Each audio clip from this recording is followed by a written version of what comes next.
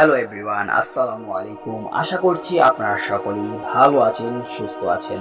তো আবারও আপনাদেরকে রহস্যময় পৃথিবীর কৌতূহলে সুস্বাগত।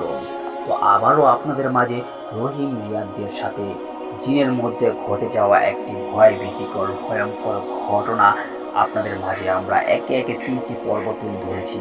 তো আজকে সে ঘটনার 4th পর্ব আপনাদের মাঝে এক্সপ্লেন করব। তো আর দেরি কিসের, চলুন ঘটনাটি শুরু করা যাক। রাতের সেই ভৌতিক ঘটনার পর রহিম, হৃদয়, ইপাজ আর জুনায়েদ কয়েকদিন ভয়ে কাটা হয়েছিল। তারা বাড়ি থেকে খুব একটা বের হতো না, আর রাস্তায় যাওয়ার কথা কেউ আর কল্পনাও করতো না। বিশেষ করে জুনায়েদ, যে সবচেয়ে ছোট, সে বারবার দুঃস্বপ্ন দেখত। তার সামনে হয়েছিল সেই ছায়া এখনো তাদের পিছু নিচ্ছে। কিন্তু রহিমের ভিতরে অন্যরকম কিছু চলছিল।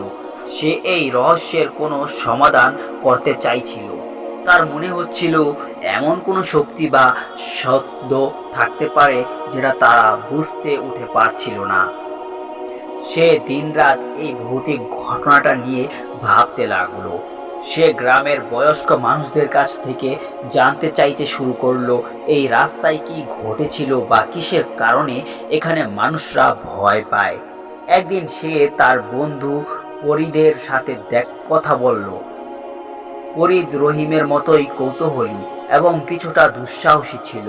রহিম তাকে সব বলল এবং ফরিদ কিছুক্ষণ চুপ করে থাকার পর বলল, আমি শুনেছি এই রাস্তায় অনেক বছর আগে এক গুহা ছিল যেখানে কিছু অদ্ভুত ঘটনা ঘটত।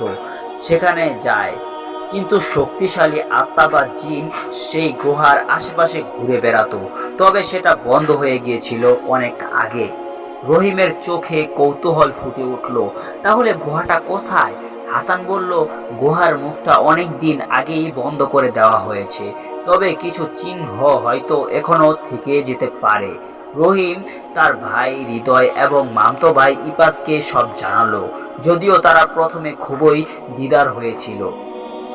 রহিমের দৃঢ়তা দেখে তারা সাহস করে আবারও রাস্তায় যাওয়ার সিদ্ধান্ত নিল।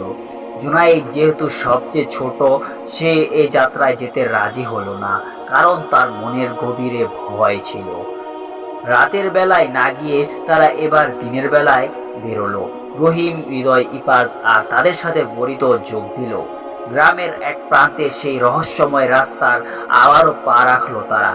দিনের আলোয় রাস্তার অনেকটা স্বাভাবিক লাগছিল, কিন্তু তাদের মন থেকে সেই রাস্তার ভয়ের স্মৃতি মুছে যায়নি। তারা হাঁটতে হাঁটতে সেই স্থানে পৌঁছালো যেখানে তারা সেই ছায়া দেখেছিল। এবার তারা আবারও খুঁটিয়ে খুঁটিয়ে দেখলো চারপাশ। ইপাজ একটা পুরনো গাছের নিচে কিছু কাটা তারের মতো জিনিস দেখতে পেল, যা মাটির ভিতরে কিছুটা ঢুকেছিল। রহিম সেই তারগুলো তুলে আনতে গিয়ে বুঝতে পারলো যে এটা কেবল কাটা তার নয়, বরং এর নিচে কিছু লুকানো আছে। তারা মাটি খুঁড়তে শুরু করলো এবং কিছুক্ষণ পর একটা পুরনো দরজার মতো কিছু একটা বেরিয়ে এলো। হাসান অবাক হয়ে বলল, এটাই তো গুহার প্রবেশ পথের মতো। রহিম উত্তেজিত হয়ে বলল, তাহলে কি আমরাই সত্যি গুহাটা খুঁজে পেয়েছি? তারা সবাই অবাক হয়ে সেই দরজার দিকে তাকিয়ে থাকলো। এবার কি তারা এই গুহার ভিতরে যাবে আর সেই জিনের আসল রহস্য উদ্ঘাটন করবে? পরবর্তী পর্বে রহিম আর তার সঙ্গীরা কি গুহার ভিতরে প্রবেশ করবে, নাকি আরেকটি বিপদ তাদের জন্য অপেক্ষা করছে, সেটা জানতে হলে অবশ্যই এই চ্যানেলের সাথে জড়িত থাকুন। তার জন্য অবশ্যই চ্যানেলটিকে সাবস্ক্রাইব করে দিন। আর হ্যাঁ, অবশ্যই ভিডিওতে একটি লাইক করে দিন, কেননা আপনার একটি লাইক ও কমেন্ট আমাদেরকে পরবর্তী ভিডিওর জন্য প্রভাবিত করে এবং আনন্দময় করে তোলে। তো অবশ্যই এই ভিডিওতে একটি লাইক আর চ্যানেল নতুন হলে সাবস্ক্রাইব করে দিন।